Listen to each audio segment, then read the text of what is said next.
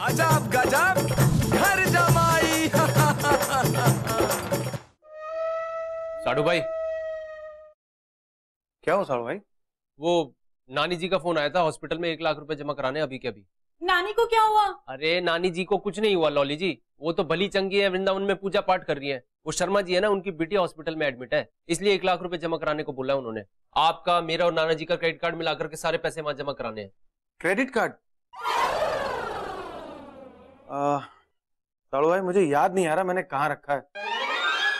अरे मुझे याद है ना, मैंने रखा है, अभी देती हूँ। हाँ दो ना लॉली जी। भाई साडू भाई ऐसी चीज तो संभाल के रखनी चाहिए। ये लीजिए।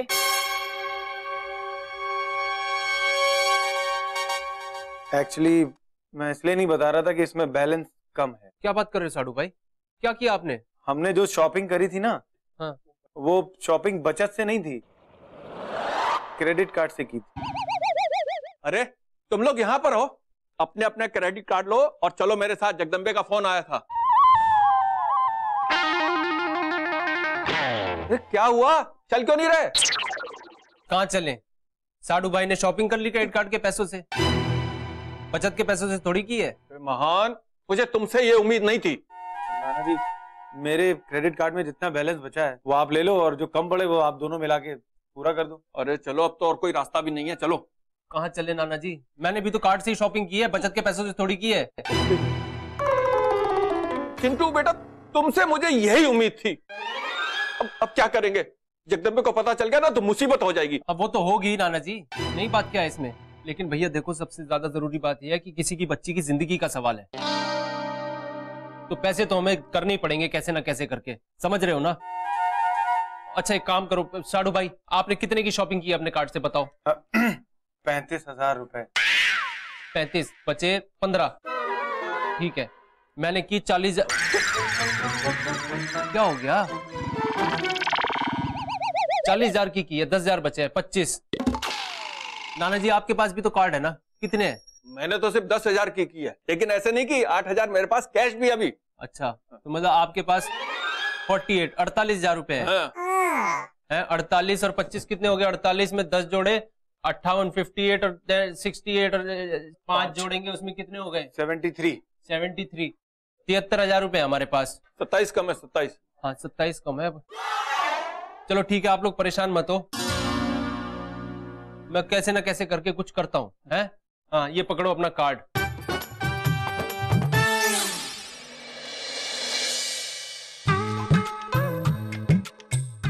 जयराम जी की ताऊ। अरे मुरारी, कितने चाहिए? 27,000 रुपए। गिरवी रखने को क्या है? अरे ताऊ, टाइम से पहले सारे पैसे लौटा दूंगा, और फिर इंसान की जबान से बड़ा कुछ होता है क्या दुनिया में? माफ करना बेटा, हम जबान गिरवी में नहीं रखते। तो क्या गिरवी रखते हो फिर? वो जो मेरी तिजोरी में फिट आ जाए, समझे बेटा? ताऊ मेरी बात तो सुनो, आप समझ नहीं रहे हो। मैं गिरवी रखने को कुछ हो तो मन करे जब आ जाना, अपना चॉइस आवर सर्विस है। चलो अब मेरा टाइम खराब मत करो, दूसरा कॉल वेटिंग में है। अरे बाप, क्या कहा? कह रहा है गिरवी दोगे कुछ रखने को तभी दूंगा पैसे उधार। हमने आपकी सारी बातें सुन ली है चिंटू जी, हम आपकी मदद करेंगे। ये लीजिए जेवर, इन्हें गिरवी रख के पैसों का इंतजाम कर दीजिए, क्योंकि ये किसी की जिंदगी और मौत का सवाल है। चिंटू जी लीजिए। नहीं डॉली जी, ये सब चिंटू जी हम कह रहे हैं ना, रख लीजिए। चिंटू बेटा, अभी सोचने का टाइम नहीं है, ये लेके चलो, पैसे जमा कर देंगे हॉस्पिटल में। लो। Thank you, sorry.